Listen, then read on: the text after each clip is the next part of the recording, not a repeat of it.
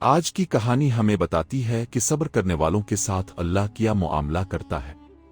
مگر آج کی بات صبر کی نہیں، آج کی بات اس فتنے کی ہے جو آہستہ آہستہ خاموشی سے مسکراتے ہوئے چہرے کے ساتھ ہمارے گھروں میں داخل ہو چکا ہے۔ آج میں آپ کو ایک ایسا سوال پوچھنے والا ہوں جس کا جواب شاید آپ کی نیندیں اڑا دے۔ نبی کریم پاک نے فرمایا کہ دجال کا سب سے بڑا ہتھیار فریب ہے۔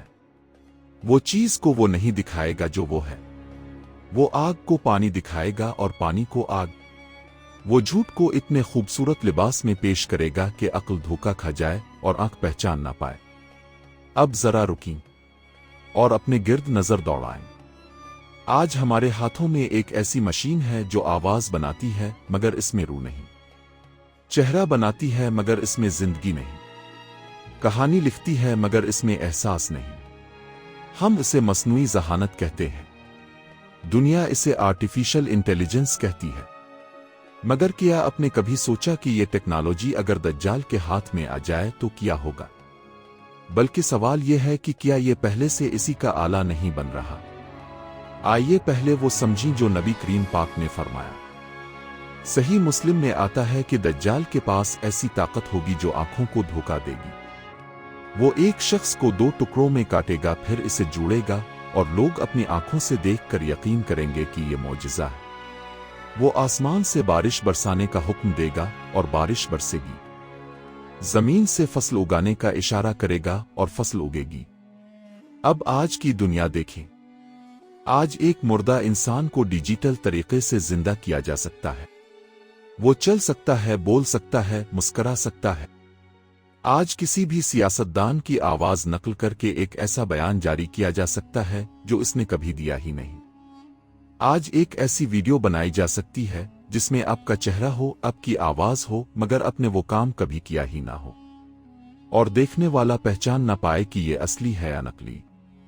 یہ وہی فریب ہے، وہی دھوکا، وہی جھوٹی آنکھ جس کا ذکر احادیث میں آتا ہے۔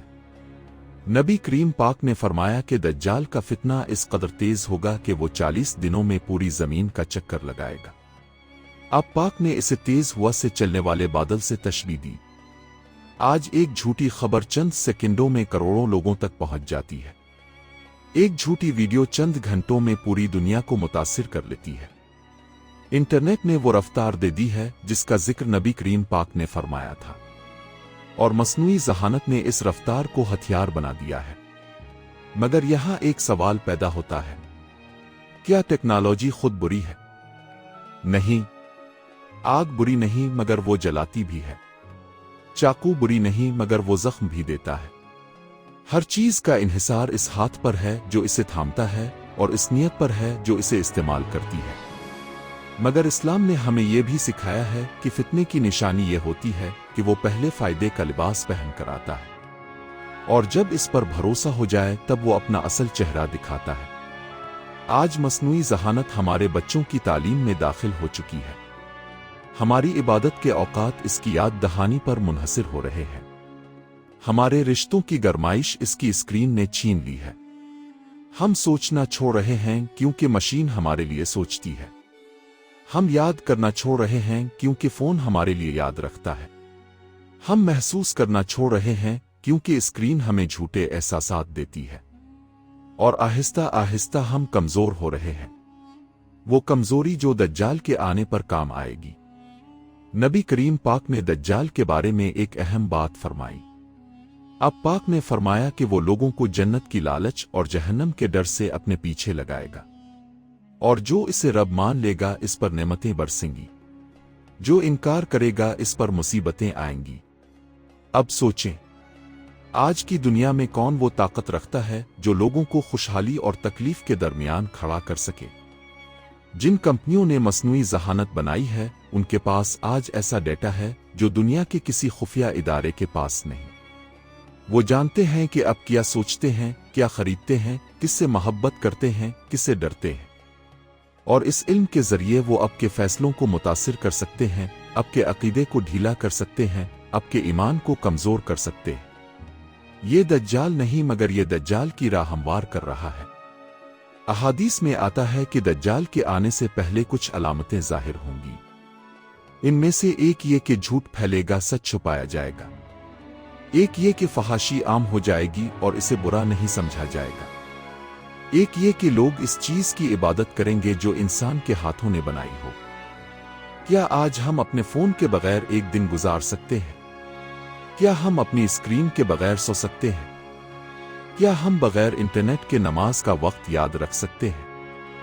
जब इंसान किसी चीज के बगैर बेचैन हो जाए, जब उसके बगैर जिंदगी अधूरी लगे, तब उलमा कहते हैं कि वो चीज दिल पर हुक्मरान हो जाती है और दिल पर सिर्फ अल्लाह का हुक्म होना चाहिए। मगर क्या हम ये कह रहे हैं कि टेक्नोलॉजी छोड़ दो? नहीं, हम ये कह रहे हैं कि होशियार रहो।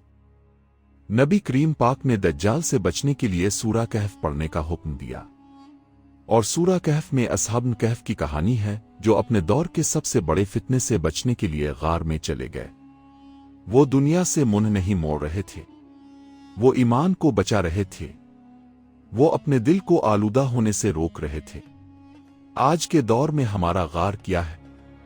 हमारी नमाज है, हमारा कुरान है, हमारा जिक्र है, हमारे वो लम्हे हैं जब हम स्क्रीन बंद करके अल्लाह के सामने बैठते हैं और कहते हैं, आ अल्लाह, हमें इस दौर के फितनों से महफूज रख।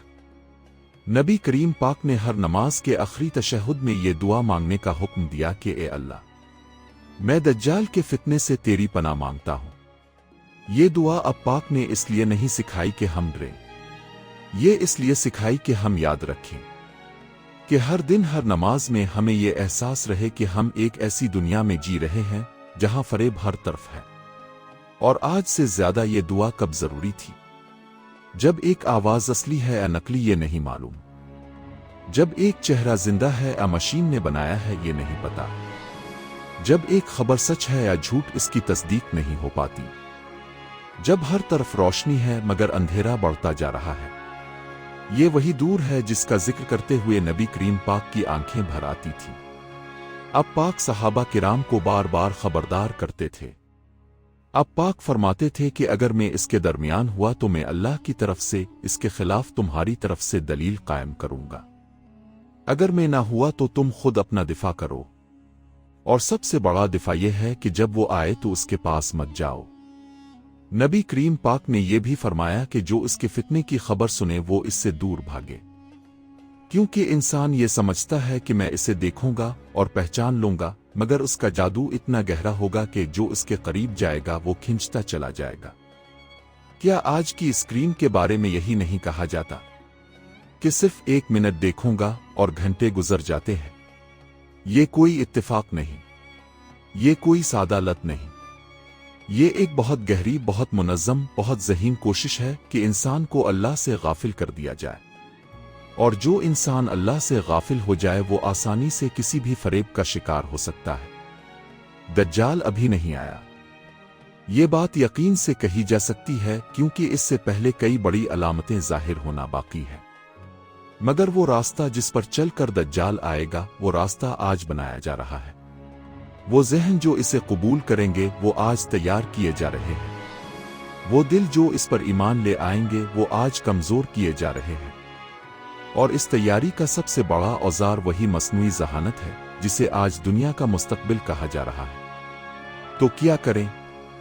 अपनी नमाज को बचाएं, अपने बच्चों को कुरान से जोड़ें, अपने घर में ऐसा माहौल बनाएं जहां जिक्र अलाउ हो, अपनी आंखों को वो देखने से रोकें जो दिल को कमजोर करे, और सबसे बढ़कर ये कि हर नमाज में वो दुआ मांगें जो नबी करीम पाक ने सिखाई।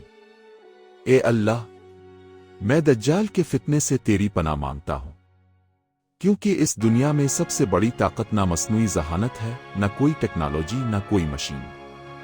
सबसे बड़ी ताकत वो दिल है जो अल्लाह से जड़ा हो, और जिस दिल में अल्लाह का नूर हो इसे कोई फरेब धोखा नहीं दे सकता, ना दज्जाल का जादू, ना मस्नूई ज़हानत का फरेब, और ना इस दुनिया की कोई और ताकत। ये वदा अल्लाह का है, और अल्लाह का वदा हमेशा सच्चा है। अभी हमारे चैनल हिस्ट्री ऑफ इस्लाम को सब्सक्राइब करें और बेल आइकन पर क्लिक करें।